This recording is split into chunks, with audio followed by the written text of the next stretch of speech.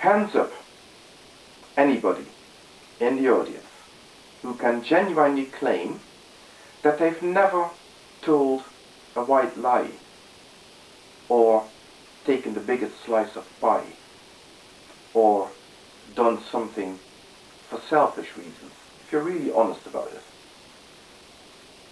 Well, according to some Christians, that would make us wretched sinners.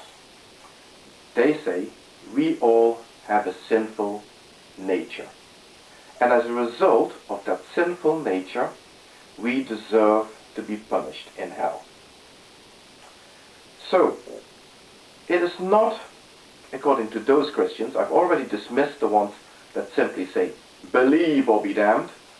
No, they say, it is not a case of believing in Jesus. It is a case of accepting the grace extended to you. Due to your sinful nature that we all share as human beings, you deserve punishment, and Jesus basically offers you the get out of jail free card called grace. Now you can either accept that or reject it. It's up to you. But if you reject it, then you're going to have to pay the wages of sin, which are death or eternal punishment. Now there's so much wrong with this. So much wrong with this. Now first of all, if you even look at the examples that they habitually put up to make this argument, have you ever told a white lie? It shows that they are suffering under another false dichotomy. The whole argument is based on a false dichotomy. They can perceive of only two states to be in. You are either a perfect, saintly being, which is physically pretty much impossible, or you are a wretched sinner, deserving of eternal punishment. Now that, of course, is patently absurd. Most people are not wretched sinners. They are, of course, human beings. And as human beings, they are limited, they are fallible, they get it wrong, they sometimes get a bit selfish, they sometimes try out of self-preservation to pull the wool over other people's eyes, but they're not deeply malicious. They're not doing this out of evil intent. They are just human, and they don't deserve eternal punishment for that. In actual fact, nobody deserves eternal punishment for anything.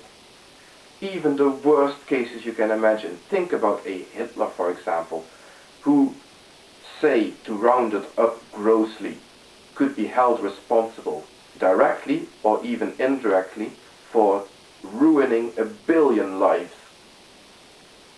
Even if he were to pay the price of 1 billion lifetimes of punishment, by then we would have to consider that he had paid his dues to mankind.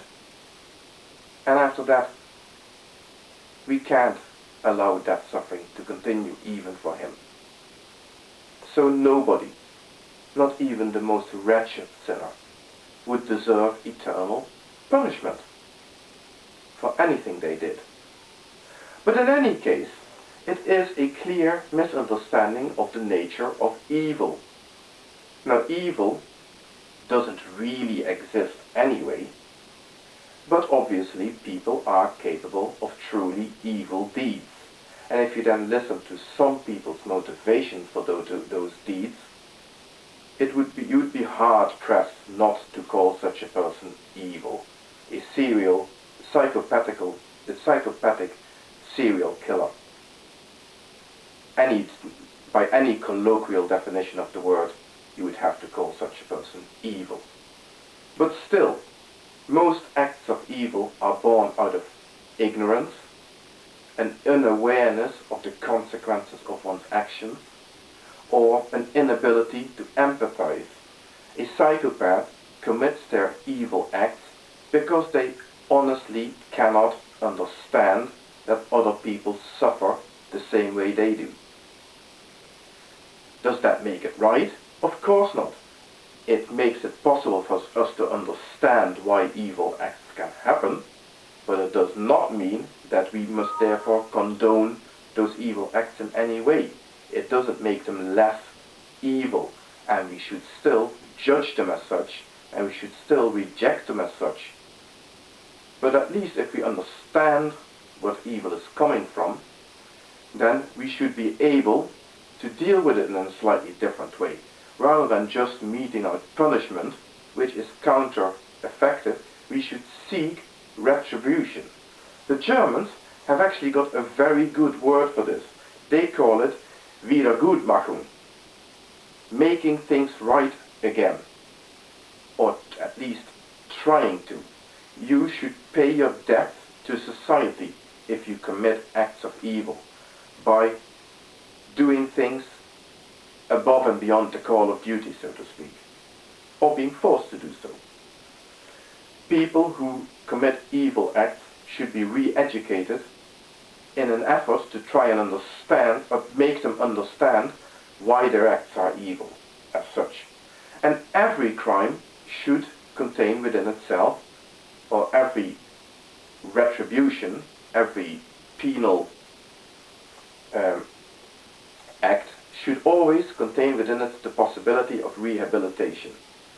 Now, of course, people might get very riled about this, thinking, you're not seriously considering that even a psychopathic mass murderer, for example, should eventually be released. No, of course not. What I'm saying is there should be the possibility of rehabilitation, which means for a psychopathic mass murderer, for example, that they would need to be cured. Now, at the moment, there is no cure for being a psychopath. So their possibility of rehabilitation should consist of the hope that maybe during their lifetime somebody would actually find a drug or a surgical treatment or whatnot that could cure psychopathy. Whether that is likely or not, and it's extremely unlikely, so in practical terms, such a person should not expect ever to see the light of day again. But the possibility should be there for rehabilitation. Now, there's no reason why punishment in the afterlife should be any different, to be perfectly honest. Which also brings me then to finally talking about how to deal with morality. Morality boils down to a very simple thing: being able to take responsibility for one's own actions. If you think that your morality is a God-given law that you need to follow, what makes you then do things that are right? You said, I'm actually talking to somebody at the moment, he mentioned to me that his life before finding Christ was evil, as he said, as he called it.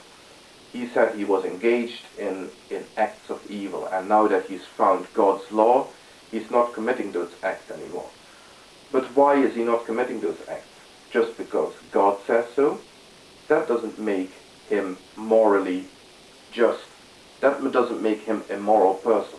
It just makes him still a sinner, if he wants to use that word, who is simply not sinning for fear of being punished. Now that's absurd. If you're a true moral being, then you will refrain from committing evil acts because you have taken responsibility for your own actions, and you have made yourself as best as possible aware of the consequences of things that you do.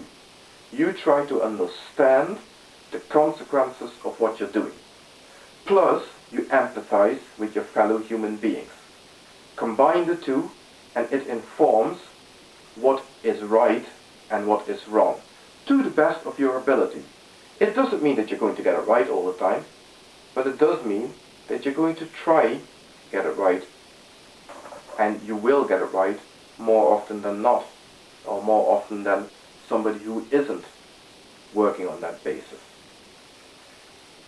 That is the best a human being can do. Nobody can expect any more from a human being, because we are ultimately fallible. And to claim, therefore, that we are wretched sinners, the sort of self-loathing that Christians are so fond of, apparently, is unacceptable. And I will not ever apply this to my own person or to anybody else. With regard to the person who said he was evil, no, you're not. You never were evil. And I certainly am not.